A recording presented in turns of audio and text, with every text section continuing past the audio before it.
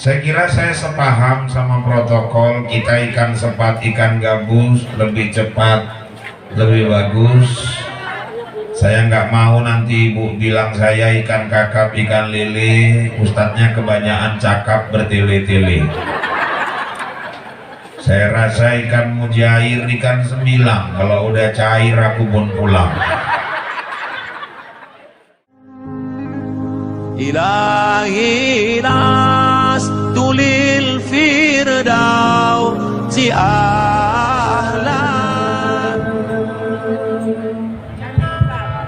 Bismillahirrahmanirrahim. Assalamualaikum warahmatullahi wabarakatuh.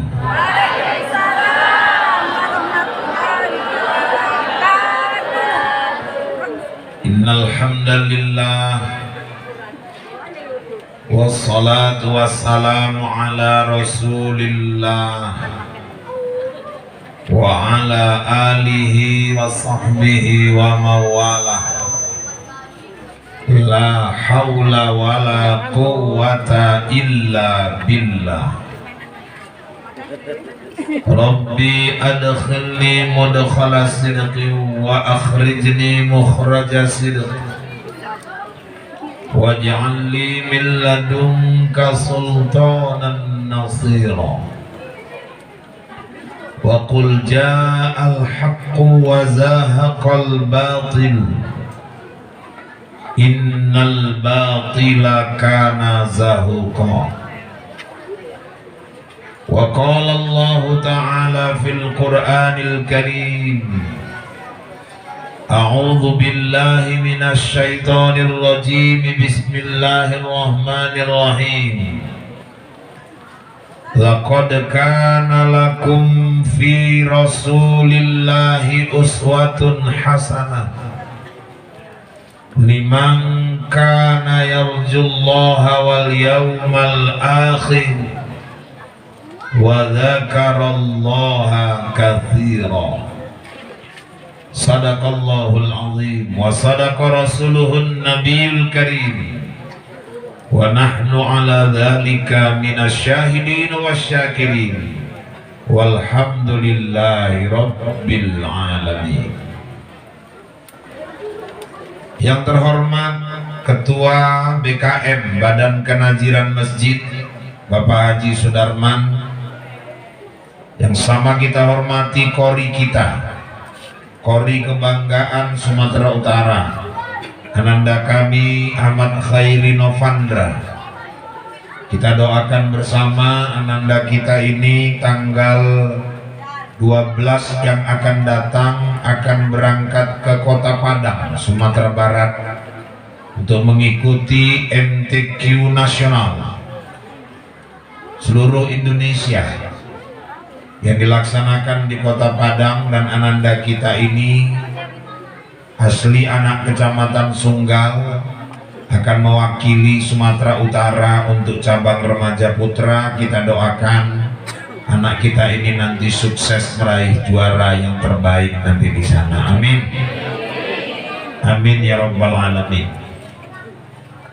Kemudian yang kami hormati Bapak Komandan kita, kebetulan suami dari Ibu Ketua Panitia, sehingga saya pun malam ini merasa tenang ceramah karena beliau hadir bersama anggotanya di belakang pentas di saat sekarang musim Ustadz tiba-tiba ditikam dari belakang. Malam ini udah ada tentara, mudah-mudahan aman. Ini ada 4 orang lagi pengawal di sini. Kalaupun kena, orang ini duluan lah, bukan awak.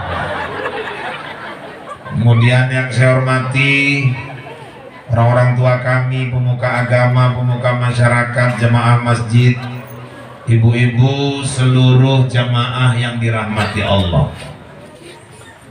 Saya kira saya sepaham sama protokol kita ikan sepat, ikan gabus lebih cepat, lebih bagus. Saya nggak mau nanti ibu bilang saya ikan kakap, ikan lele, ustadznya kebanyakan cakap bertele-tele.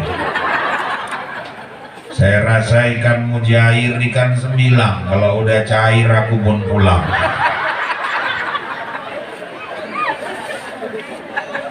Bapak Ibu yang dirahmati Allah, peringatan Maulid ini adalah satu bentuk betapa kita betul-betul mencintai Rasulullah Muhammad sallallahu alaihi wasallam.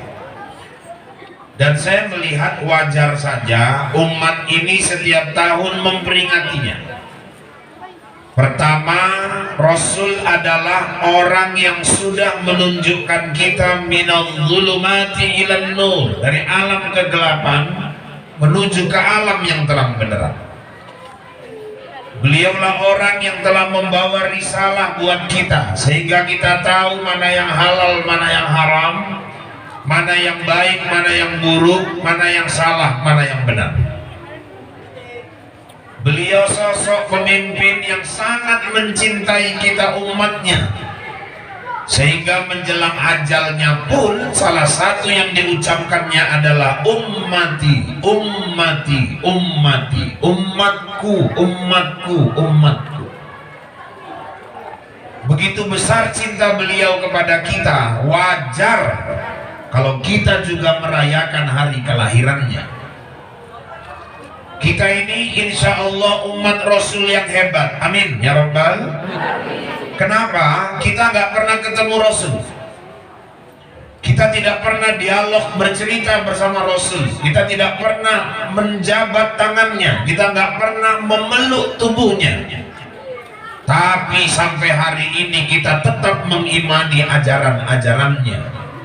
Dan orang yang walaupun dia tidak bertemu Rasul, tapi dia istiqomah mengimani ajaran Rasul, orang-orang tersebut lebih mulia daripada para sahabat di zaman Rasul dulu.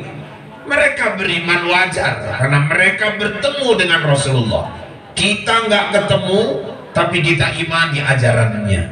Makanya malam ini kita wujudkan bentuk kecintaan kita dengan merayakan peringatan Maulid ini. Walaupun belakangan ada saja orang-orang yang berpaham Maulid itu katanya haram, peringatan Maulid bid'ah, itu perbuatan mengada-ngada.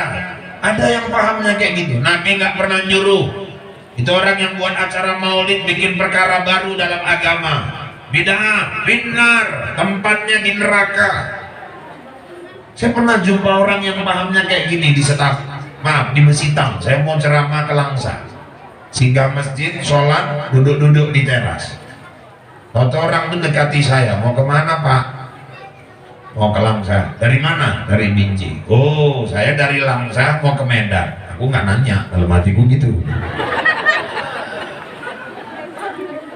Mau ada apa Pak di Langsa? Ada acara. Ini musim Maulid ini Pak. Dia nggak tahu saya penceramah. Saya pun waktu itu pakai batik, tangan pendek, nggak ada gaya-gaya penceramah. Terus dia bilang, ini bakal banyak kali orang masuk neraka ini Pak.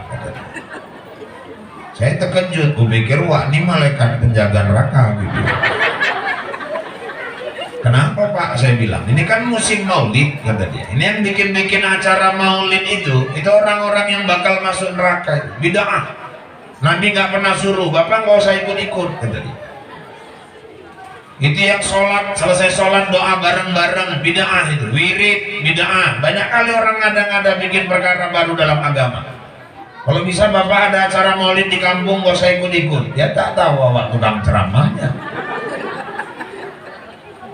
Dalam hati saya, kalau yang panitia Maulid yang dengarkan ceramah masuk neraka, berarti yang duluan masuk neraka kan yang ibu kok kayak senang kali aku masuk neraka.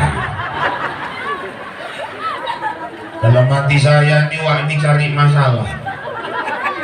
Kenapa cari masalah? Kalau sempat paham dia beredar di mana-mana, dipegang orang, tahun depan nggak ada lagi orang buat Maulid, apa nggak kami Ustadz kehilangan job?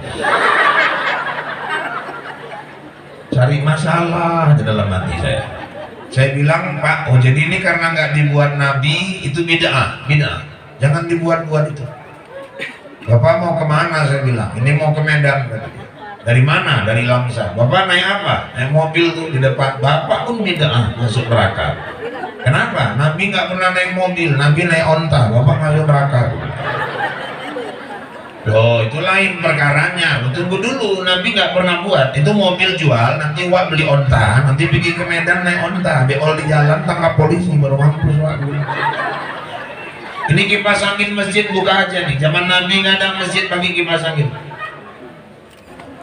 Kalau memang yang nggak pernah dibuat Nabi bid'ah, ajan gak usah pakai mic lagi. Naik ke atas atap masjid tuh ajan di sana jatuh telungkup tahankan sendiri. Oh berarti cerita kita nggak nyambung. Memang nggak nyambung, saya bilang saya nggak suka. Bapak gampang kali nyalakan orang. Kalau memang itu paham Bapak terserah. Tapi tolong jangan orang yang pahamnya ada peringatan Maulid terus diklaim masuk neraka. Emangnya neraka itu udah Bapak kontrak? Aku bilang. Ini kan sekarang orang gampang kali nyalakan. Diwirid bid'ah. Apa sih salahnya orang wirid? Orang wirid yang dibaca pun Yasin kok. Apa ada orang wirid baca ere-ere? Kalau ada orang wirid baca ere-ere, saya orang pertama mengharamkan wirid itu. Yang dibaca tahdim, pangkal bakoro, akhir bakoro, asmaul husna. Walaupun 27 tahun wirid nggak apal-apal. Penak pertamanya mantap semua. Nas'aluka rahmatan lil alamin ya man huwallahu alladzi la ilaha illa huwar rahmanur rahim. Al malikul quddus salamul mu'minul muhaiminul azizul jabbar. Kena yang ujung yang aja. Al-wadudul majidul ma'isus syahidul haqqul wakilul qawiyul matinul waliyul hamidul muqsil mubdi'ul mu'id. Masuklah partai geremeng ini. Al-muhyil mumitul hayyul qayyum wajidul majidul wajidul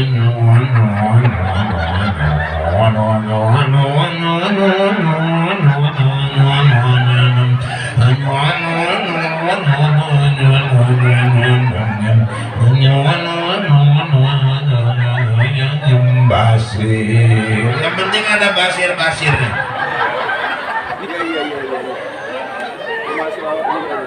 Tahlil, udah sesuai hadisnya tahlilnya. Abdul zikri la ilaha illallah. Apa sih yang salah orang ini? Doanya doa arwah, doa tetap iman, doa selamat. Di wirid itu ada silaturahim. Mungkin kalau nggak ada wirid di kampung ini pun bisa satu sama lain nggak saling kenal. Yang punya rumah sedekah, keluarkan lontong, kue. Saya melihat wirid nggak ada masalah. Yang masalah tuh manusia yang wirid. Loh kenapa manusianya Pak? Ya manusianya lah yang bermasalah. Yang bermasalah itu kalau orang rajin wirid tapi nggak sholat, nah, itu yang masalah. Wirid rajin, sholat enggak. Wirid rajin, kemasuk ke rumah-rumah tiap malam Jumat datang, ajan nggak mau datang. Itu yang nyalah itu. Sholat wajib, wirid sunnah. Masa pula kalah yang wajib sama yang sunnah? Satu lagi yang bermasalah itu kadang-kadang orang wirid baca yasin, baca tahtim, baca tahlil, baca doa, udah bagus dari awal sampai akhir, dari ujung rambut ke ujung kaki pahala semua. Baru 3 langkah keluar habis lagi pahalanya gara-gara mulut. Tadi lontongnya lembek kali ya. Pikir punyaku aja, punyaku gitu juga sama kan. Udah kutandai kalau tempat Wak Ijah nggak pernah beres. Udangnya pun kecil kali ya, kecepet itu Kak, bukan udang. Kerupuknya pun emem, iya. Kuahnya sedikit kali ya kan, iya. Tapi habis juga lontong tuh di letup aku. Enggak jijik kita nengokkan itu. Nggak habis bontot lagi dia coba. Habis dicacinya makanan orang, habis pahala itu. Udah baca yasin, tahdim, tahlil, hilang semua pahala gara-gara muncul. Kalau wiridnya nggak ada masalah, di wirid lah kita silaturahim. Di wirid itu kadang ada persatuan ya Bu ya, ada persatuan untuk orang kalau menikah, pesta. Kadang ada persatuan kalau untuk yang sakit, ada persatuan untuk kemalangan orang yang meninggal. Bagus, kalau saya bilang teruskan berwiridan. Kadang di wirid pula kalau ada yang sakit, ketua ada dapat kabar, ada apa? Wak jenab opname. Gimana Sundari? Udah berapa lama? Udah 1 minggu. Sakit apa? Informasi komplikasi ketua, gula sama panu. Misal. Sebetulnya yang parah yang mana? Gulanya ketua. Jadi ngapain panunya kau sebut-sebut? Ya maksudnya biar nampak parah ketua. Cemana nih kita jenguk kak? Ya jenguk lah, namanya anggota. Siapa yang berangkat? Bu Polan ya, Bu Polan. Ya aku udah pernah kemarin. Ya udah gantian di Bu Polan, 7 orang. Naik mobil siapa? Nggak usah dibahas, mobilku. Kan enak gitu. Mobilmu, tapi lakimu nggak di rumah. Tenang, udah ada anakku nanti yang bawa. Minyaknya kayak mana? Minyak kelen lah, udah mobilku masa minyak itu lagi. Terus terang aja wak dia kan. Nggak punya otak kalian benar. Berangkat rame-rame, ibu aja lah kalau sakit, kawan-kawan jenguk, kayak mana perasaannya? Oh, hilang penyakit tuh rasanya waktu kawan-kawan tuh datang. Walaupun yang datang ini nggak bawa makanan, cuman parah kali juga sewiritan pun nggak bawa makanan. Masalahnya dia mau dibawakan buah-buahan pun nggak bisa makan. Ustaz. Kenapa rupanya? Dibelikan salak udah 3 hari bebelan nggak bisa beol. Ya gantilah yang lain, dibilang mau dibawakan jeruk, asam lambungnya naik. Pir, dibelikan pir, dia diimpus Ustaz, dibolak-balik kencing payah. Ini kan musim durian, belikan durian, gulanya naik kok. Kalau enggak anggur, ya anggur memang bisa Ustaz, cuman dia nggak biasa, nanti kaget. Ya udah, kalau memang nggak ada buah-buahan yang bisa dimakan, belikan aja gantinya gambar buah-buahan ya. Nah, suruh dia nengok gambarnya tiap malam. Lama-lama baik juga tuh kawan begitu. Saya lihat wirid itu bagus kok, nggak usah dipermasalahkan. Orang peringatan Maulid ini pun dibilang orang bid'ah, apalah coba salahnya? Syiar. Kita kumpul sama-sama, kita dengarkan selawat-selawatan, kita dengarkan lantunan ayat Quran indahnya. Anak-anak punya kesempatan tampil, ada tausiah.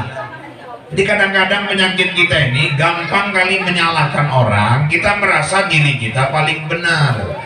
Padahal umat Rasulullah itu sesuai ajaran Rasul, beruntunglah orang-orang yang sibuk mencari kelemahan dirinya sendiri, sehingga dia nggak sempat lagi nyari-nyari kelemahan orang lain. Kalau memang umat Muhammad dari sekarang sibukkan diri baca ke dalam, tengok diri kita ini. Orang yang sibuk mencari kelemahan dirinya sampai dia nggak sempat lagi nyari kelemahan orang, itu orang yang beruntung. Kita ini kadang-kadang sibuk nyari-nyari kelemahan orang, lupa membaca kelemahan diri sendiri. Gajah di pelupuk mata nggak kelihatan, semut di seberang lautan nampak.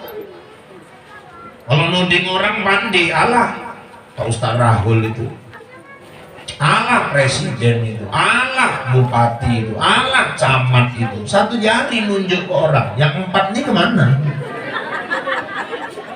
Kan balik ke badan sendiri. Berarti kalau kita nuding orang tuh nggak beres, ya 4 kali lebih nggak beres dari yang dia tuduh. Mulai besok yang tanggung-tanggung, waktu nggak beres kali, langsung aja gini aja. Ayo, coba banyak koreksi gitu. Kita baca ke dalam. Bapak Ibu yang dirahmati Allah. Jadi Maulid ini satu bentuk kecintaan kita kepada Rasulullah Muhammad Sallallahu Alaihi Wasallam. Kalau kisah Maulidnya, saya rasa nggak usah pala saya sampaikan lagi lah, udah sering itu. Cuman sedikit aja, saya mau ambil sedikit kutipan dari Rawi Barzanji. Di situ ada pelajaran penting gitu. Saya bacakan sedikit ya rawinya. Cuman kalau saya ini kan beda sama Nopandra. Beliau ini memang kori. Kalau kori ini kayak ibu-ibu ini memang suara cantik, dibentuk kayak manapun memang enak dia didengar. Kalau aku kan selama ceramah ininya, suaraku pun jadi agak kurang enak. Iya, dulu saya masih sebaya-baya Nopandra ini, saya pernah juara MTQ Remaja Putra Bu, di tingkat perkebunan. Juara 2 saya waktu itu, pesertanya 3 ya, alhamdulillah. Itu pun yang 1 berhalangan hadir waktu itu, makanya alhamdulillah dapat juga lah juara 2 itu. Itu di Rawi Barzanji sebelum marhaban itu kan ada kalimat begini, walamma tamma min hamlihi ala rajih tis'atu ashhurin qamariyah.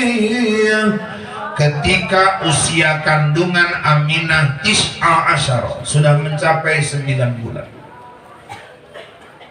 Wa ana lizzamani ayyan jali'an husadah. Tibalah waktu itu masa persalinan.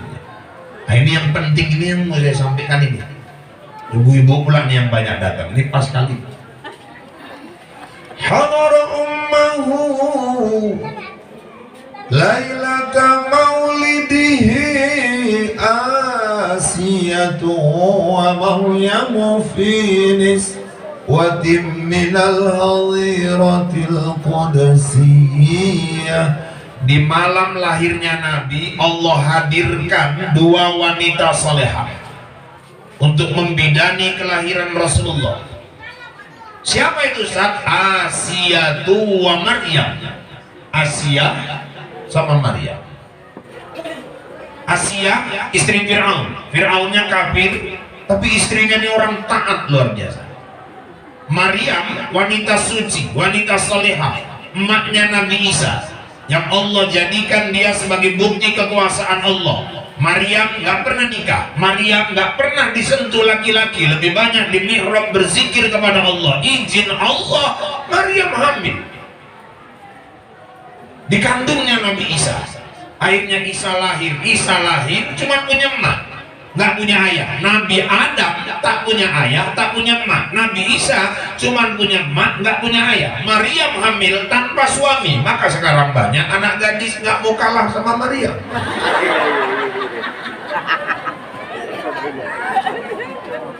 Sekarang model pula, nikah bulan 3, lahirkan bulan 6. Cuman 3 bulan sekarang hamil, ekspres. Malah kejadian di Langkar, masih bongkar terata, lahir anaknya. Yang bongkar terata pun terkejut, cepat kali cucunya lahir, oh dia muncul, oh belepuk kan muncul.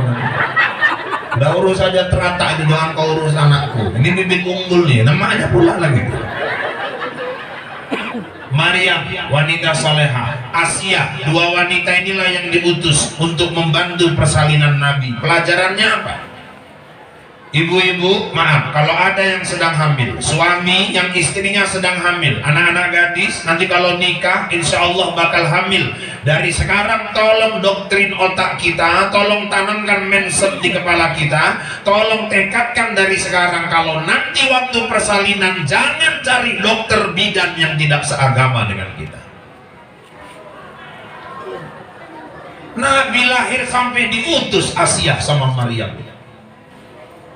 Cari yang seagama. Saya buat pernikahan saya sama istri saya Anjeli. Ya Rahul kan bininya Anjeli. Baik bu, ikhlas saja apa? Kami dianugerahkan Allah anak 4. Saya tahu ibu nggak nanya, nggak apa-apa, bu kasih tahu aja. Yang ingin saya katakan, 4 anak saya itu saya jamin bu, 4 ketika lahir yang pertama menyentuh orang Islam. Kenapa? Prinsip kullu mauludi yuladu alal fitrah. Tiap-tiap bayi lahir bersih, suci. Masa bayi kita bersih, lahir bersih, suci? Yang pertama nyentuh bidan yang nggak pernah mandi wajib. Oh, saya nggak rela. Jangan sembarangan bu. Kita kadang orang Islam ada bidan yang seagama, cari yang orang non muslim. Udah lahir cucunya, wah, udah kapan? Minggu semalam. Apa orangnya? Laki. Siapa bidannya? Bu Tagalog. Oh nggak sama Wa Aisyah mahal. Berapa? 800. Bu Tagalog 7,5. Kadang-kadang beda limpul. Rela dia anaknya yang pertama nyentuh orang yang nggak pernah mandi wajib. Cari yang seakidah bu. Kita semua cita-cita kita, anak-anak kita jadi anak-anak soleh, soleha. Tapi jangan sembarangan lah. Itu mendapatkan anak soleh-solehah itu nggak gampang, harus betul-betul dari dasar. Saya ada orang nanya sama saya, Ustaz, gimana caranya supaya punya anak soleh? Kau solehkan dirimu dulu. Bibit, bebet, bobot menentukan. Tanah bagus, bibitnya rusak, nggak akan bagus. Bibitnya bagus, tanahnya nggak bagus. Sama juga, suami soleh, istri soleha, akan lahirlah anak-anak soleh dan soleh. Banyak anak gadis saya ingatkan, cari pasangan itu jangan sembarangan. Tengok betul-betul. Kalau ibu-ibu ya udahlah, udah kasket. Terimalah laki di rumah itu apa adanya.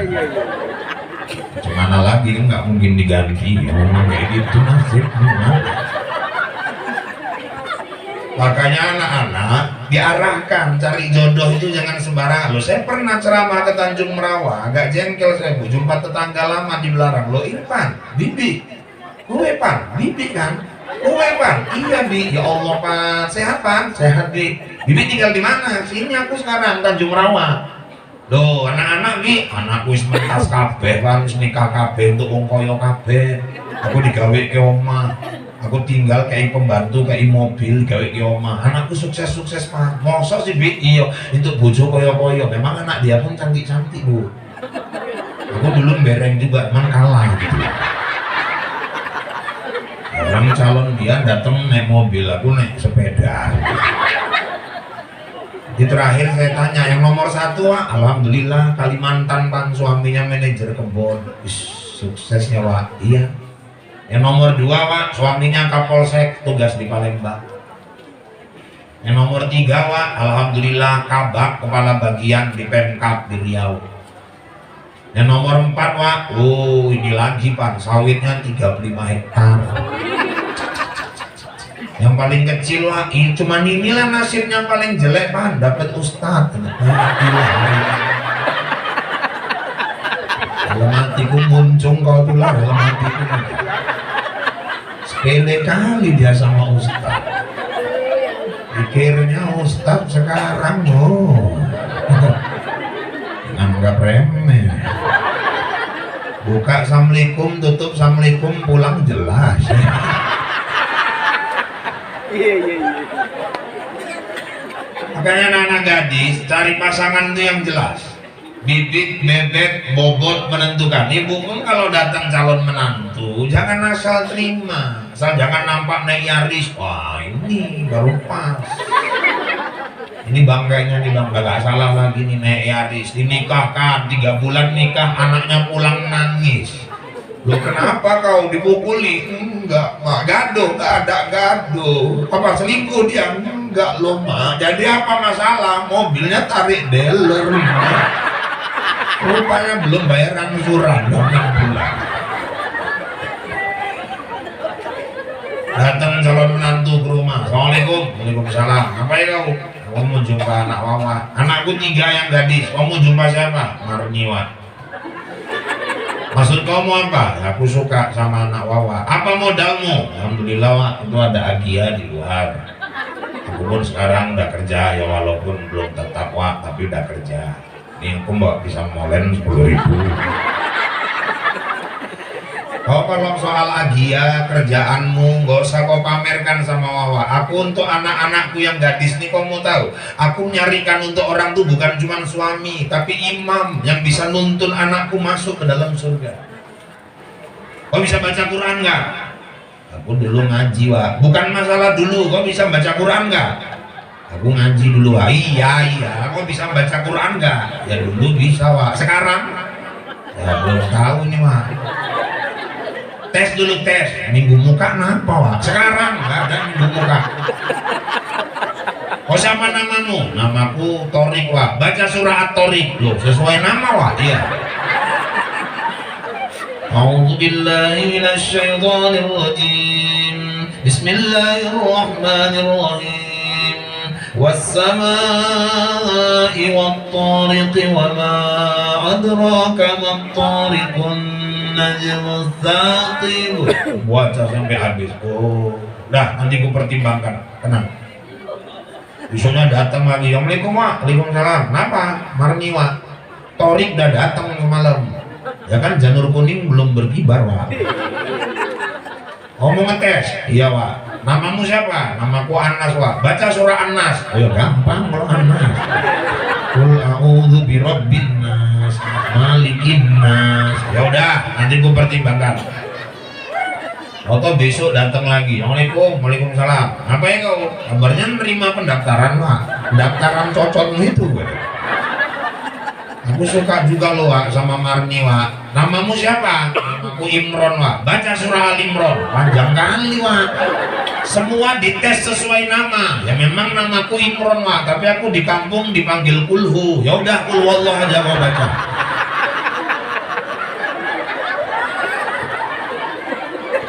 Bibit, bebek, bobot menentukan. Anak gadis jangan sembarangan cari pasangan.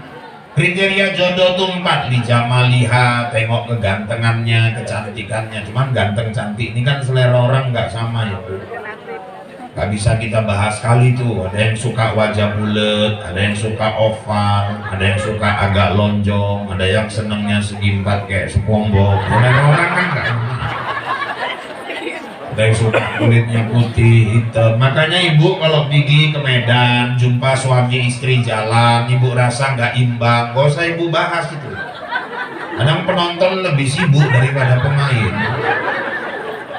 Ini suaminya ganteng, rambutnya ikal, alisnya lebat, matanya bulat, bulu matanya lentik, hidungnya mancung, bibirnya tipis, kayak aku lah. Sementara istrinya udah jelek, hitam, pendek, tonggek, pesek. Kadang ibu pula yang keter, mak musibah kali Bang.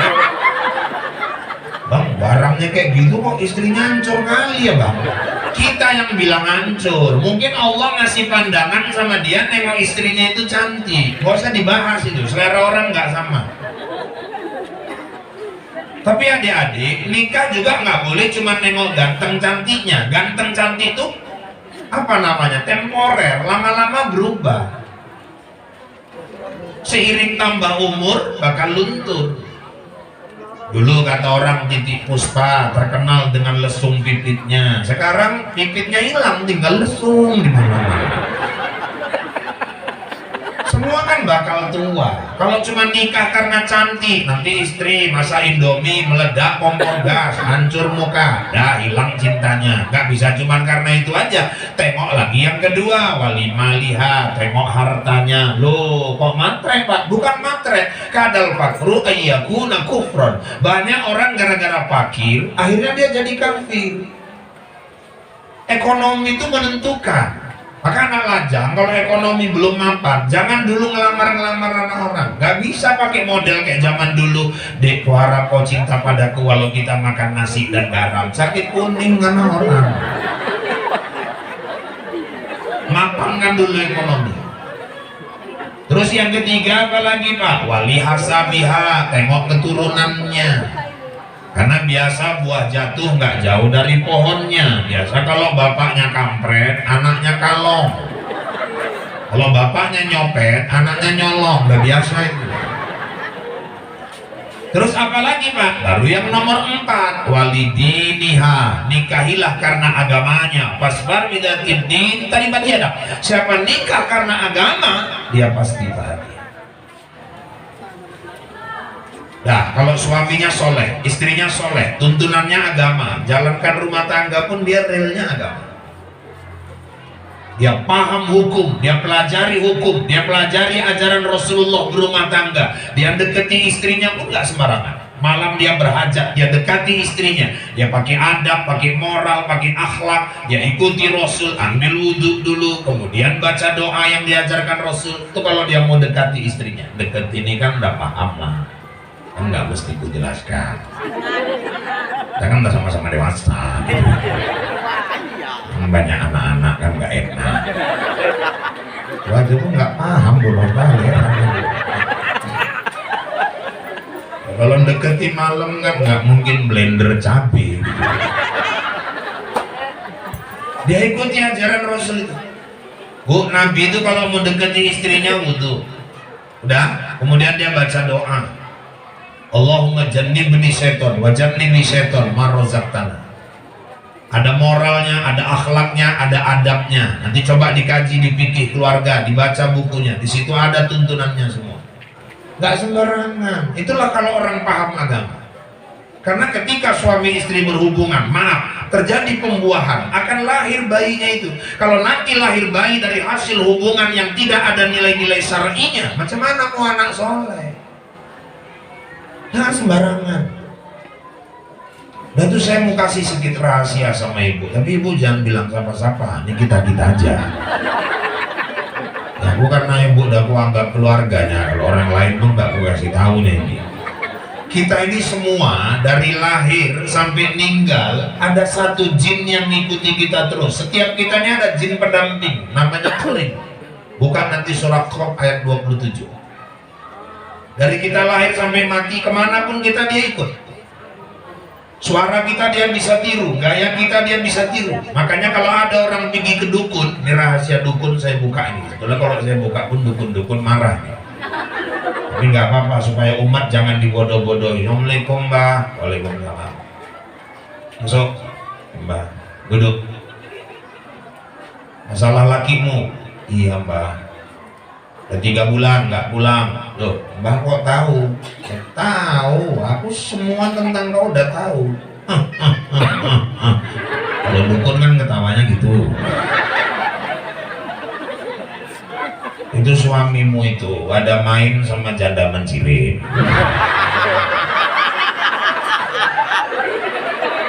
Ya, memang iya mbak, lo mbak kok tahu? Udah tenang, aku udah tahu semua. Orang tuh hubungan udah ada 4 bulan sebetulnya. Dulu lakinya meninggal kecelakaan. Ya memang iya mbak. Tuh anaknya 3. Betul mbak, baru regar. Loh mbak kok tahu semua mbak?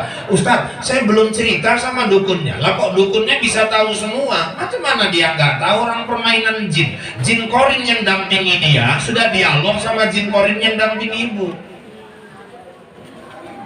Karena dia lakukan tirakat-tirakat khusus, dia bisa komunikasi sama jinnya. Maka permainan jin.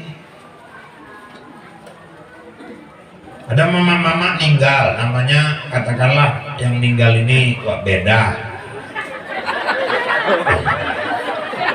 Walaupun ada kesamaan nama dan peristiwa, cerita ini fiktif belaka. Wah beda, jangan marah. Wah beda ini gantung diri di pohon lengkuas, meninggal dia. Dah jam 3 sore dikuburkan. Malam rupanya walegino sama walegiman ronda. Rupanya waktu ronda jam 1 malam 22 kebelit kencing. Pikilah ke bawah pohon gori, kencinglah orang tuh 2. Kencing pun berjamaah nih 2. Supaya waktu kencing, wak legiman tadi nengok ke atas pohon gori, wak bedah nyengir dari atas. Padahal jam 3 udah dikuburkan. Senggolnya wak legiman, man, apa ikut lo?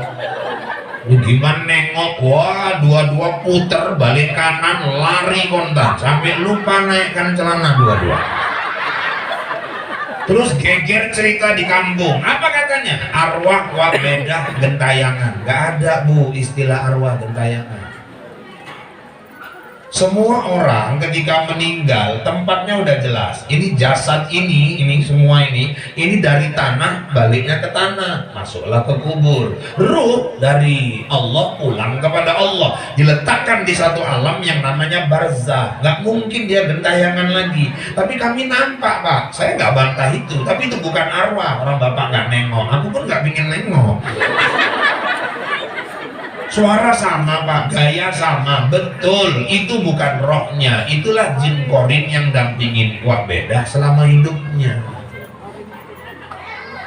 Jadi apa hubungannya sama suami istri yang berhubungan tadi? Kalau suami berhajat kepada istrinya, mereka mau berhubungan malam, maaf ibu-ibu, mereka tidak pakai adab, tidak pakai moral, nggak dibacanya doa yang diajarkan Nabi. Itu jin Qarin pendampingnya ikut campur di situ. Macam mana mau lahir keturunan soleh-soleh? Kalau kita baca doa itu, jin Qarin itu keluar dari tempat itu. Oh, jadi baca doa ya Pak? Baca doa. Allahumma jannibni syaitan wa jannibi syaitan. Iya, Saya ceramah gini di Batang Serangan ada yang nyaut, mana sempat doa lagi tatap. Doa sebaris saja kok nggak sempat lagi wawan. Sudah kebelut kali ya namanya.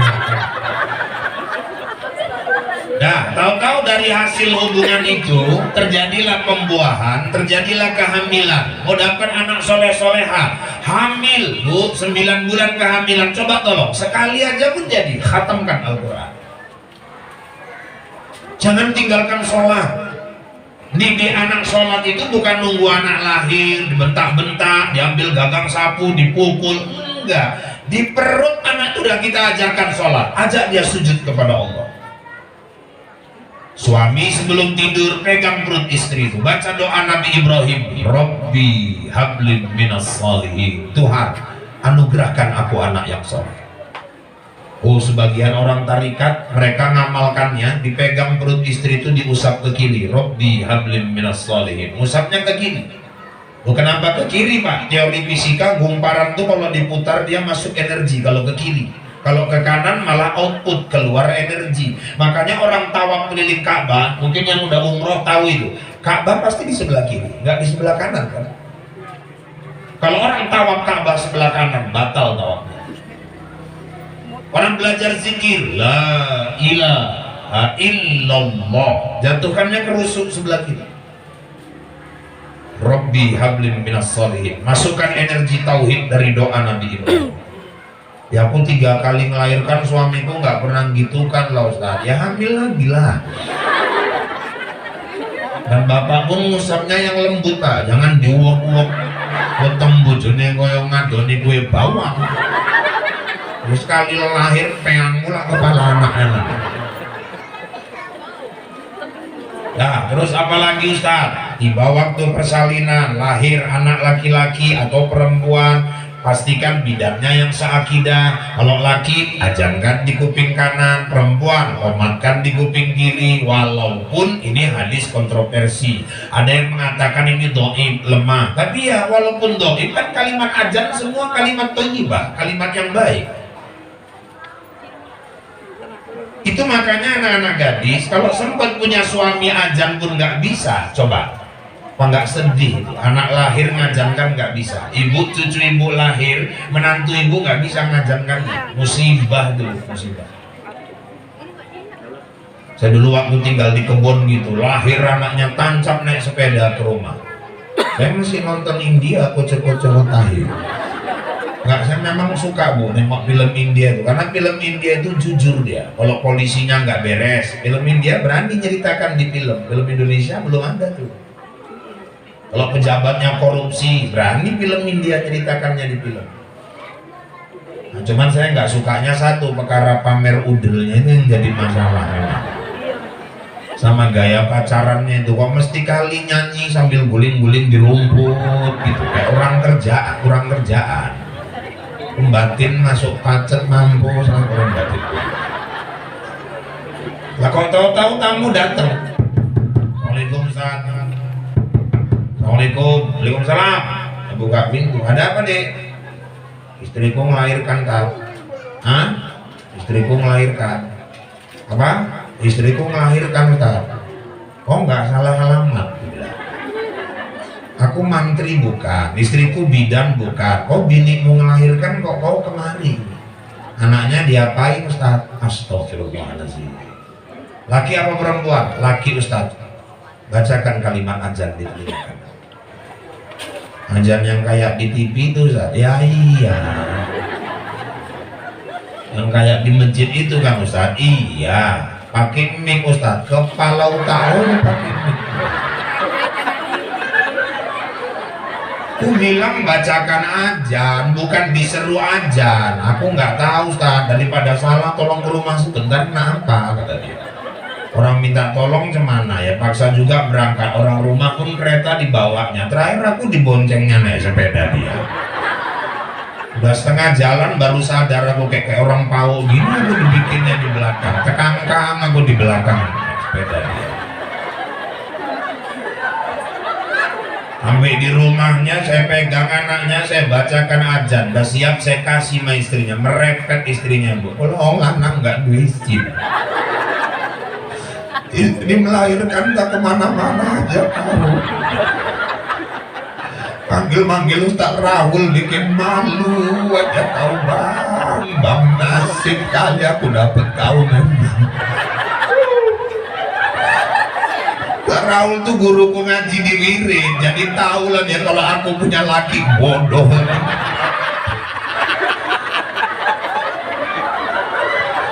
Aku tahu gini bagus kawin mau Ustaz Rahul aja dulu.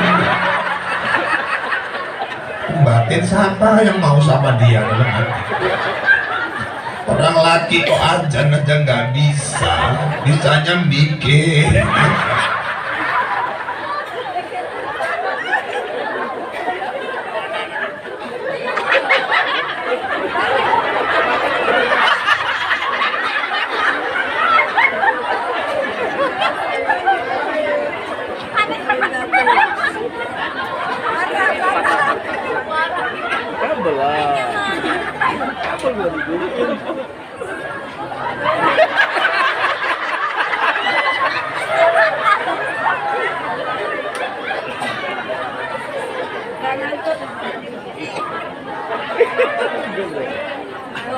Mati semua kok. Yang kabar enggak itu.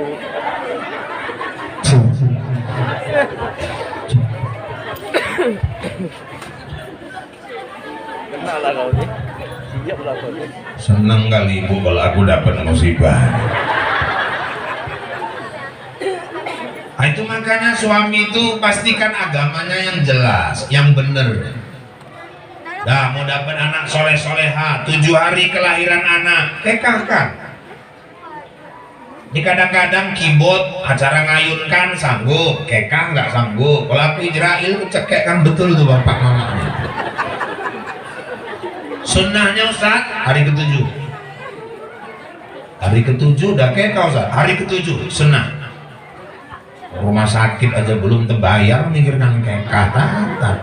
Hari ke-14, 14 pun belum sanggup Ustaz. Hari ke-21, 21 pun belum. Ya udah, kapan ibu sanggup laksanakan kekahnya. Walaupun sebagian paham dalam fikih tidak ada kekah lewat 7 hari, tapi ada juga yang berpendapat sepanjang anak itu masih dalam tanggungan kita nafkah. Laki-laki 2 ekor, perempuan 1 ekor. Hari ke-7 itu sembelih kekah, bagikan dagingnya, cukur rambutnya, timbang berapa gram, kalikan harga 1 gram perak, sedekahkan ke fakir miskin. Tabalkan namanya, ayunkan dia. Pak, kalau mama bapaknya belum kekah, kalau ibu dulu belum kekah, ibu ada rezeki, ibu boleh kekah untuk diri sendiri, pakai rezeki uang ibu sendiri. Ada dasar hukumnya Ustaz di kitab Bidayatul Mujtahid. Nabi umur 40 tahun diangkat jadi Rasul, seminggu kemudian dia sembelih kekah untuk dirinya sendiri.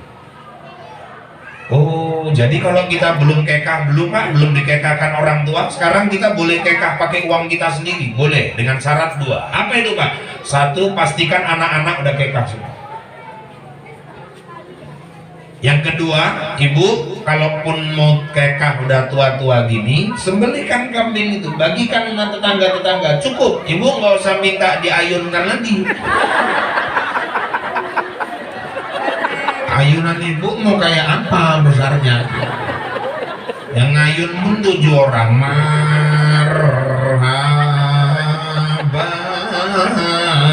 Kalau pas kandas disongket dari bawah. Nah, baru di 7 hari itu tabalkan nama anak. Pak, maksudku Pak nanti Pak pas 8 hari ke-36. Hari ke-36 buat lagi. Yang hari ke-7 itu kita tabalkan sendiri dulu. Bapaknya yang nabalkan, belajar sama guru, belajar Pak Ustaz. Nanti hari ke-36 mau diulang-ulang lagi. Dan ngasih nama anak itu jangan sembarang gitu. Harus bahasa Arab Pak. Oh enggak juga. Yang penting artinya bagus. Ngambil dari bahasa Arab tapi artinya nggak paham, udah dikasih nama cucunya, wah udah Orang hari ketujuh kalau kata Ustaz Rahul ya langsung aku bikin namanya hari ketujuh. Siapa namanya Wak? Aku ngambil dari Quran. Oh, siapa Wak? Al-Baqarah. Al-Baqarah tuh lembu betina Wak. Tengok artinya, jangan asal kasih gitu. Ustaz, kalau dikasih nama anak dari Asmaul Husna, nama-nama Allah boleh Ustaz. Yang penting jangan tunggal. Misalnya nama Allah Ar-Rahman, Ar-Rahim, Al-Malik, Al-Quddus, As-Salam. Kalau mau dibuat, jangan nama anak dibikin Ar-Rahman. Jangan, nanti anak ibu nggak sanggup. Itu Allah punya. Makanya dikasih tambahan depannya Muhammad Rahman. Atau umumnya Abdur Rahman, Ar-Rahim, Abdur Rahim, Al-Malik, Abdul Malik, Al-Latif, Abdul Latif, Al-Hamid, Abdul Hamid, As-Salam, Abdul Salam, As-Somad. Nah itulah Ustaz terkenal Abdul. Pak, kalau ngasih nama malaikat nggak boleh Pak? Boleh, yang penting jangan Israel. Malaikat pencabut nyawa. Jadi kasih nama anak Muhammad Israel. Bertamu ke rumah Pak Kadus. Assalamualaikum Pak Kadus. Waalaikumsalam. Sama di luar Israel Pak. Tinggal Kadusnya dengar Israel.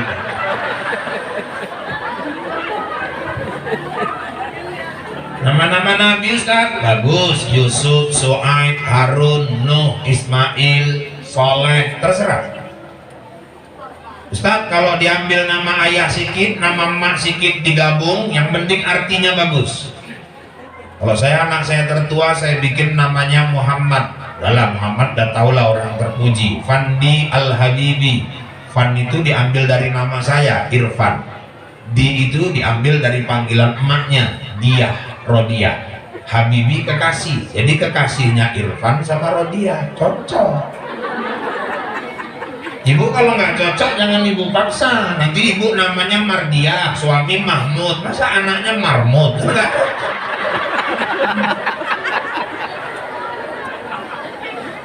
Mamanya Aisyah, bapaknya Lokot, anaknya Sangkot, kan nggak pas. Ada yang bapak Leman, mama Toyibah, lah kok anaknya Letoy. Kasih nama yang terbaik untuk anak. Dah, ini mau dapat keturunan soleh, soleha. Terus Ustaz, didik anak dengan tauhid. Wa idh qala Luqmanu li ibnihi wa huwa ya'izuhu ya bunayya la tusyrik billah. Ingatlah tatkala Luqman berkata kepada anaknya, wahai anakku sayang, ya bunayya. Menurut tafsir ya bunayya itu panggilan untuk anak yang masih di bawah 5 tahun. La tusyrik billah, jangan syirik nak kepada Allah. Anak di bawah 5 tahun sudah dikenalkan Allah. Kesalahan orang tua hari ini sering kalau mengancam anaknya, alah nak kau tak apa-apa aja kau bikin, nanti pulang bapakmu habis. Ya Allah, kok serak kali gini rumah, nanti mamamu pulang wirid habis kau. Anak dididik takut sama bapak, takut sama mama. Ada bapak mamanya bagus, bapak mamanya nggak ada, tak apa-apa dibikinnya. Tapi kalau anak dididik takut kepada Allah, masuk kamar mandi pun dia tahu dia sedang diperhatikan oleh Allah. Tanamkan itu dari kecil. Buat rumah kayak madrasah. Jangan lagi kalender gambar-gambar artis ditempel yang pakaiannya nggak beres. Cari kalender Islami, kalender pesantren, kalender kaligrafi Arab, taro. Nanti di kamarnya Asmaul Husna. Di mana kepalanya, letak kepalanya kalau tidur di bantal? Sebelah sini. Dinding sebelah sana taruh Asmaul Husna biar sambil dihafalnya. Di sebelah kanan buat nama-nama malaikat, buat nama-nama nabi, tanamkan di situ. Rukun iman, rukun Islam. Rumah harus kayak madrasah. Pagi hari bangunkan anak, hidupkan rotal Al-Quran. Gak payah kali dia bangun subuh itu, hidupkan rotal tuh keras-keras ke telinganya. Saya dulu emak saya bu, almarhumah emak saya nyuci beras saja untuk kami makan, dia pakai ayat. Emak saya ngaji, berarti sama gurunya dulu ada amalan ilmu itu dikasihnya. Li'ilafi Quraisy, nyuci beras ini. Wah, masukkan lagi ilafihim rihlatas syita'i was-shayb, masukkan lagi. فَلْيَعْبُدُوا رَبَّ هَذَا الْبَيْتِ الَّذِي أَطْعَمَهُم مِّن جُوعٍ. Ada kompor. Wa amanahum min khauf. Naikkan tuh periuk, dimasak nasinya di situ pakai kayu. Ibu-ibu saya orang kebon, berasnya beras catu, tapi karena emak tadi masaknya ada amalannya, berkah, nikmat, lezat, keraknya jauh pun tidak selera kali nengoknya. Alhamdulillah, nggak nyangka bu, anaknya jadi ustaz. Ibu kadang nyuci beras lagunya sakitnya tuh di sini. Apa nggak suaminya gulanya naik, kolesterolnya naik, tensinya naik, orang sakitnya tuh di situ semua. Tanamkan tauhid ke anak itu, nyanyikan anak salatullah salamullahi ala toha, atau bawakan lagu yang lain misalnya Alhamdulillah. Ini kadang-kadang masukkan ke ayunan lagu bola kau terobos gawang cintaku, anaknya pun kepalanya keluar oh iya duet pula anak sama mama.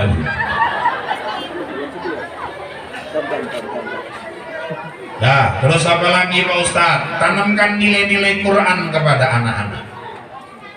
Ibu kalau merasa bacaan Quran ibu lemah, anak jangan sampai kayak ibu.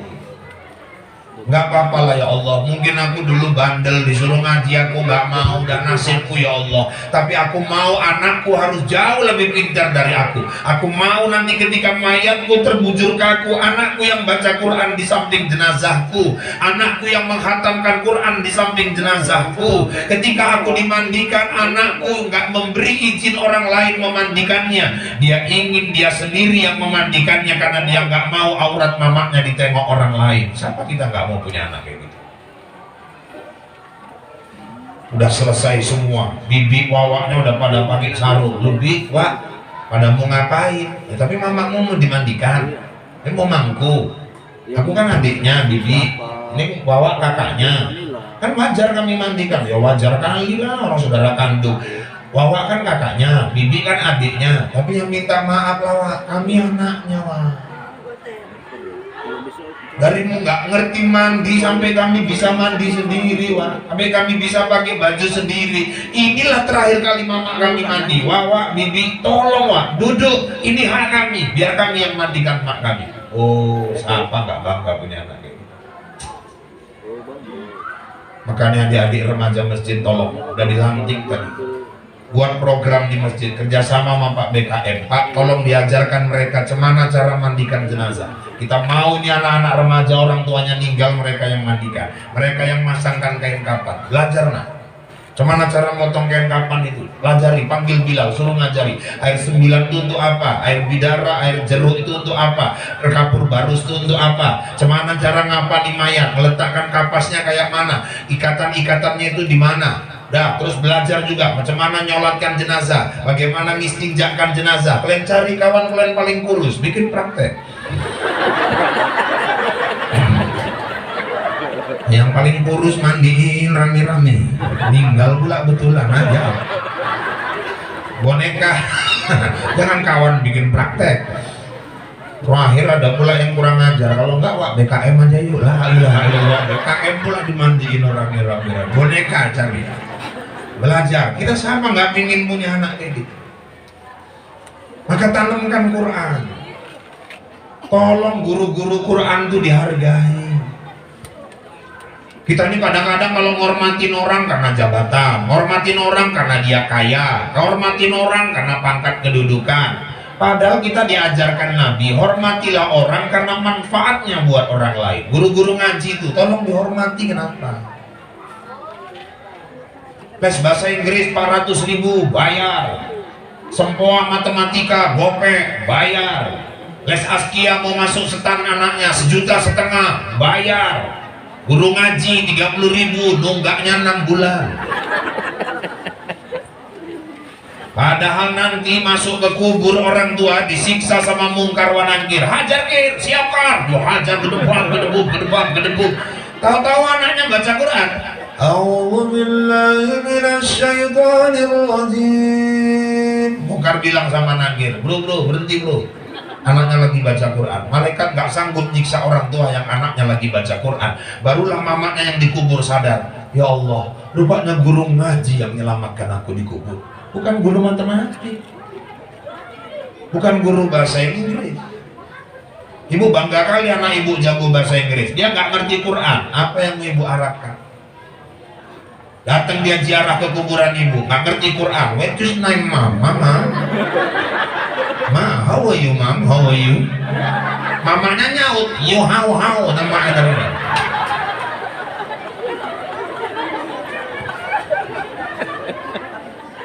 Jangan sepelekan guru-guru ngaji itu. Kebahagiaan luar biasa kalau orang tua anaknya pandai baca Quran. Coba siapa kita nggak iri coba sama orang tuanya Novandra ini. Tengok baca Qurannya tadi, Masya Allah. Kita semua pingin punya anak. Dan sekarang Bu, maaf ya, orang sekarang berlomba-lomba. Anaknya nggak cuma sekedar tahsin bisa baca Quran, tapi bisa ngapal. Kalau anak ibu baru sebatas bisa baca, kita ketinggalan Bu. Anak-anak orang sekarang udah pada ngapal. Coba itu acara di RCTI tiap tahun, lomba hafiz anak Indonesia. Ada anak namanya Musa, umur 6 tahun, hafal Quran 30 juz, 6 tahun. Itu yang di Jogja itu, si Gajali Ramadan sama siapa kawannya itu. Anak yatim, ditemukan di lampu merah. Diselamatkan oleh ustadz pesantren, dididik hafal Quran 8 bulan, hafal dia 30 juz. Bukan cuma hafal, letak-letak ayat tuh hafal dia. Dibawa ke Rusia, waktu itu ada MTQ di Rusia. Anak ini disuruh tampil, dites orang-orang di sana, dipancing ayat berapapun sambungnya, dipancing surah apa disambungnya, terus dites. Coba nak, 3 halaman mundur ke belakang, sudut kanan paling atas, diam dia sebentar, sanggup dia bacanya.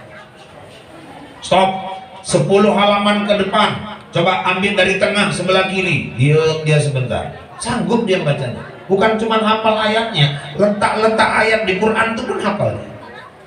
Diciumi sama orang-orang Rusia, pulang bawa banyak dolar ya, disirami penonton waktu itu. Sekarang anak kecil-kecil udah hafal 30 juz. Ya Allah.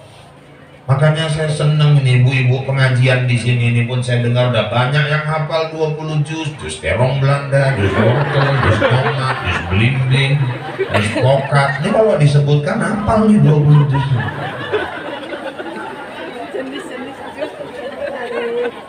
Makanya kalau bisa macam mana kita punya anak-anak, nggak cuma sekedar bisa membaca, tapi juga bisa menghafal Al-Quran. Oh gitu Ustaz, ya. Saya pun yang kepingin loh Ustaz, cuman anak 3 udah berumah tangga semua, yang paling besar tukang, tiap hari ngacu semen aja, otaknya pun udah keras lama-lama kayak semen, kayaknya udah berat lah ngapal Ustaz. Ya anak nomor 2, yang nomor 2 bawa angkot Ustaz, mikirkan makan aja pun udah pening dia, mana pula lagi mikirkan ngapal. Yang paling kecil kan ada, paling kecilnya lagi Ustaz, malu aja tiap malam pulang bawa tabung gas saja katanya. Oh, kerja pabrik LPG ya? Enggak, yang maling gas lah, ada aja pabrik LPG. Cucu pun kayaknya Ustaz cuman satunya yang punya anak, yang 2 belum punya anak sampai sekarang, yang 1 pun kayaknya payah diarahkan Ustaz. Kalau ibu memang nggak punya anak, punya cucu yang bisa hafal Quran, ibu cari pesantren tahfiz, dicari di sana anak-anak orang susah yang lagi ngapal Quran. Udah berapa tahun sekolah di sini nak? Udah 2 tahun Bu. Berapa juz hafal nak? Alhamdulillah 7 juz Bu. Oke, berapa uang sekolahnya nak? 700.000 sebulan Bu. Mulai bulan depan ibu yang bayar uang sekolahmu, kau jadi anakku ya nak ya. Cari anak angkat yang hafal Quran. Orang tua yang anaknya hafal Quran, dia bisa nolong orang tuanya nanti di kubur, bisa nolong orang tuanya di akhirat, masuk ke neraka. Orang sekarang aneh, kadang ke masjid nggak mau, sholat nggak mau, baca Quran enggak, Ramadan nggak puasa, terawih apalagi.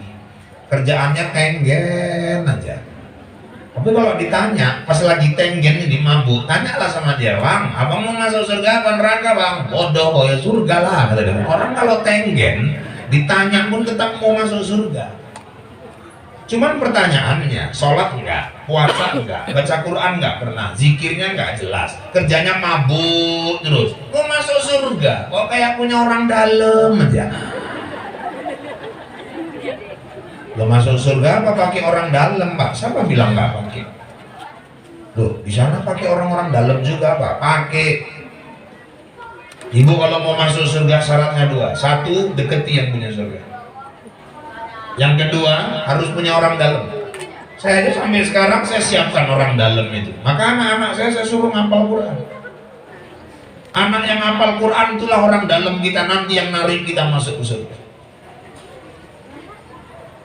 Orang tua masuk di neraka disiksa oleh malaikat di dalam neraka. Allah perintahkan anak tadi nuntut, ya Allah, itu ayahku ya Allah, itu ayahku ya Allah. Malaikat angkat. Loh, apa pula hebatnya anak ini ya Allah kok mesti diangkat? Anak itu hafal Quran 30 juz. Oh, naik. Oh, awak pun ganggu janda aja.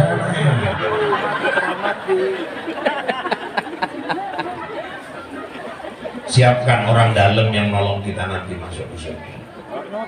Didik anak dengan Al-Quran.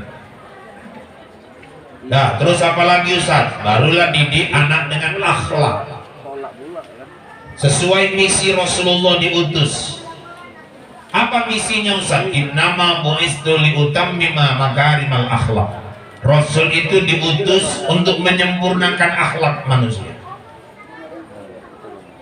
Ibu-ibu, anak setinggi apapun ilmunya, setinggi apapun jabatannya, kalau dia nggak berakhlak, dia nggak akan pernah dicintai orang lain.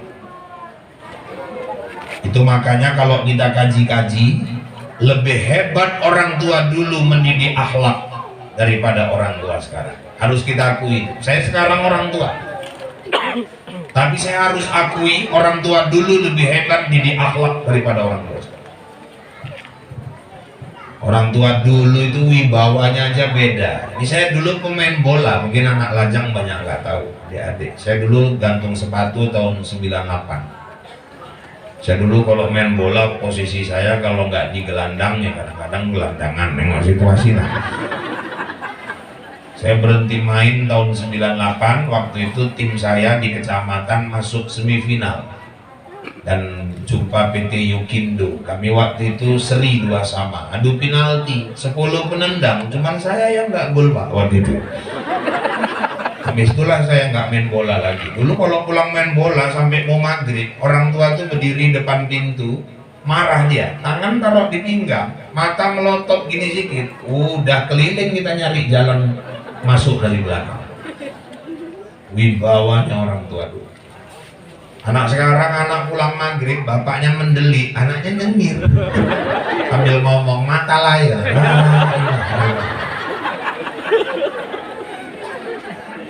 Sekarang payah nyari orang tua yang bisa jadi teladan. Dulu ibu inget nggak? Kita dulu orang tua ada tamu ngobrol, kita ikut duduk di situ. Oh, pulang selesai. Oh biasa kali kok ya, nguping aja orang tua cerita gini-gini, awak nahan kan. Tadi orang tua ngobrol nyantel aja kau, pantang itu. Sekarang coba orang tua ada tamu ngobrol, tamunya nanya sama emaknya, loh emaknya belum jawab, anaknya yang jawab duluan. Bangga pula mamanya itu, katanya anaknya bijak, bukan di situ tempatkan bijak. Dulu orang tua nonton TV, duduk di bawah, kita duduk di atas, kaki naik ke meja. Orang tua tuh cuman gini aja melirik. Lama ditengokinya, dia nggak ngomong, kita yang mikir kasus apa lagi ini belum. Oh duduk di atas nggak boleh turun, paham kita. Zaman dulu kan nonton TV, nengok berita, dulu acaranya gitu-gitu aja. Kalau sekarang kan banyak acara, makanya mak-mak pun saya ingatkan, ibu, kalau jiwa ibu mau senang, tontonlah yang membahagiakan ibu. Kenapa lah ibu kadang nonton yang justru buat susah ibu sendiri? Nanti yang ditonton aku menangis, buat susah. Heran aku nengoknya. Ada acara lain yang menghibur, acara lain nanti yang kira-kira itu ada tausiah-tausiah. Yang dipilih nonton yang ku menangis, yang emosi dia nonton pun naik. Saya pernah juga orang rumah saya nonton, waktu itu kami berdua di rumah, bodoh kali ini perempuannya nih, bodohnya kalau aku tuh tampuk kan lakinya tuh tahu kali, mau aja di toko-tokoi, aku bilang, kok apa masalah? Itu bang, bodoh kali di TV, ya kau bilang bodoh, kita di rumah berdua, kok dari tadi bodoh, aku yang perasaan. Enggak, yang di TV kata dia, udah matikan aja tuh, matikan daripada naik gula kau nanti, aku bilang jantungmu pula nanti copot, matikan. Ya udahlah, matikan aja, dimatikan aja tuh. Habis maghrib dibukanya lagi, la ilaha illallah. Oh dibuka lagi, penasaran aku terakhirnya kayak mana ini katanya. Bodoh kali kadang-kadang. Kadang anak ngelongsor, maknya sama ayahnya di belakang. Anak duduk di kursi, kaki naik ke meja, ngentut pula ke pet. Maknya kembang kempes, hidungnya gini. Tuduh-tuduhan sama lakinya, ngentut kok bang, ngentut. Ada kau lah, kau, alah ngaku aja bang, kau enak aja kau. Aku tanda kentutmu bang. Nanti si Ucok katanya, kau ngentut kocok. Iya mak. Ilaha illallah. Jangan dibiarkan bu anak itu. Anak kalau dari di rumah dia nggak berakhlak, nanti masuk rumah siapapun anak tuh nggak akan berakhlak. Kalau anak sudah nggak berakhlak, masuk rumah orang pecicilan, tingkahnya nggak karu-karuan, orang nggak pernah nanya, namamu siapa? Enggak, yang ditanya orang, anak siapa sih ini? Orang tuanya yang terseret. Saya dulu kakak saya tuh keluar dari kamar mandi cuman pakai anduk doang. Emak saya balik, itu di kamar mandi taruhkan sarung di situ supaya kau keluar dari kamar mandi pakai sarung, bahumu tutup anduk. Kau udah gadis nah, apa nonton TV di depan, balik pakai sarung, tutup anduk. Orang tua sekarang sepele itu, keluar anak gadis, ayahnya telentang di semen gini. Anaknya selalu tik langkahnya yang terkejut, la ilaha illallah. Ayah manusia biasa, setan di mana-mana. Kalau orang tua nggak memperhatikan akhlak adab berpakaian anak gadis di rumah, nggak usah heran lah kalau sekarang banyak bapak ngambil anak kandung sendiri. Sepele lagi dah soal akhlak.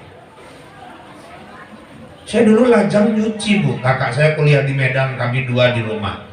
Dibikinkan di rumah kebun tuh di belakang tempat cucian gitu. Saya pulang sekolah jam 3 nyuci itu di belakang. Dulu tetangga-tetangga emak-emak kalau lewat pada bisi-bisi tuh, enaknya lah punya menantu kayak Irfan tuh ya, udah ganteng, rajin. Banyak dulu yang bilang gitu. Enggak, aku denger. Emang aku denger, bukan perasaan. Nanti waktu bilas, mak saya ngajari Irfan, ya mak, itu kawat jemurannya 3 baris nak, ya mak. Kawat yang luar tuh untuk baju-baju ya nak, ya mak. Kawat yang paling dalam handuk, sarung, celana panjang di situ, ya mak. Kawat yang tengah itu khusus pertahanan dalam negeri pak. Sekarang baru terpikir saya, hebat orang tua dulu, jemuri aja pun pakai akhlak. Pakaian dalam tuh di tengah, ditutup dari sini ketutup baju-baju, dilihat dari sana ketutup celana panjang, anduk, sarung. Hebat filosofis orang tua dulu. Jemuri pakaian ada akhlaknya. Sekarang anak gadis disusun di pagar teh-tehan depan rumah. Kalau dipilih-pilih lumayan, semua di situ, layangan di situ, kacamata di situ, keadaan tinggal 15%, bolongnya 6. Lewat tukang bakso terbang ke muka tukang bakso, pangsan tukang bakso. Tanamkan akhlak, apalagi sekarang ini bu, pergaulan ya Allah, ngeri tidak? Pergaulan udah bebas sekali sekarang. Narkoba, aduh narkoba ini sekarang bukan cuma kalangan dewasa, anak-anak aja udah banyak kena. Anak TK ada yang kena, SD kena, dijebak dari bonbon, dari apa segala macam. Jagalah anak-anak. Mahasiswa apalagi SMP, SMA kena, polisi aja ada yang kena, tentara juga ada yang kena kan. dokter ada yang kena, ustadz aja pun ada yang kena. Ini bukan aku. Aku malam nih tes urin pun berani, insya Allah. Itu di Al-Kamal ada ustadz. Rupanya dia dikasih vitamin, katanya supaya fit. Memang kalau ceramah semangat aja dia. Rupanya lama-lama kok kalau nggak minum itu dia rasanya lemah gitu, lesu. Terakhir dia tes urin, positif. Rupanya memang kandungan narkoba, zat adiktif. Lagi di rehab di sana, mungkin udah selesai waktu itu rehab. Ngeri sekarang. Dan kalau narkoba udah merajalela, ibu tengok lah, kota impak bolak-balik hilang. Kereta pantang terletak hilang, tabung gas hilang, handphone gampang hilang, jemuran hilang, janda bolong hilang, batik Soeharto hilang, cat tumpah hilang, aglonoma hilang, lidah mertua hilang. Memang ngeri sadis-sadis sekali sekarang menantu, lidah mertua pun ditanamnya, bentar lagi lidah suami pun ditanamnya. Inilah kalau narkoba udah merajalela. Maka syukurlah ada remaja masjid supaya anak-anak ini lebih terarah. Kalaupun main musik daripada bergitar nggak karu-karuan, tengok nih tadi coba. Saya duduk di situ tadi betah kali rasanya. Aku nggak usah ceramah pun nggak apa-apa lah, dengerin orang nyanyi aja dalam hatiku. Yang penting kan pulang jelas gitu, maksudnya gitu kan. Dulu sekali ya. Diarahkan anak-anak kita. Nah, ini misi Rasulullah diutus menyempurnakan akhlak. Kita ambil pelajaran dari Maulid Rasul. Rasul bidannya saja pun sengaja dikirim 2 wanita solehah. Maka kita yang ingin punya anak-anak soleh-solehah, jangan sembarangan mengambil bidan ketika kita mau melahirkan. Ibu bapak yang dirahmati Allah, puncak dari kecintaan kepada Nabi, amalkan sunnah-sunnahnya. Sunnah Nabi memakmurkan masjid, sunnah Nabi banyak membaca Al-Quran, sunnah Nabi bersilaturahim. Dan tugas kita hari ini mengawal ajaran Muhammad. Ibu-ibu yang dirahmati Allah, makanya wajar kalau hari ini umat Islam di mana-mana marah karena Presiden Prancis yang begitu menghinakan Rasulullah dengan karikaturnya. Informasi malam belakangan sudah mulai diintimidasi orang-orang Islam yang mau ibadah. Wajar kalau umat Islam dimanapun mereka marah. Kenapa? Karena sebenarnya kita agama Islam agama yang sangat toleransi, tapi kadang umat lain yang tidak toleransi kepada kita. Ibu-ibu, di mana aja negara Islam kalau mayoritas orang kafir aman tinggal di situ. Tapi kalau orang kafirnya yang mayoritas, Islamnya yang sedikit, selalu orang Islamnya tertindas di situ.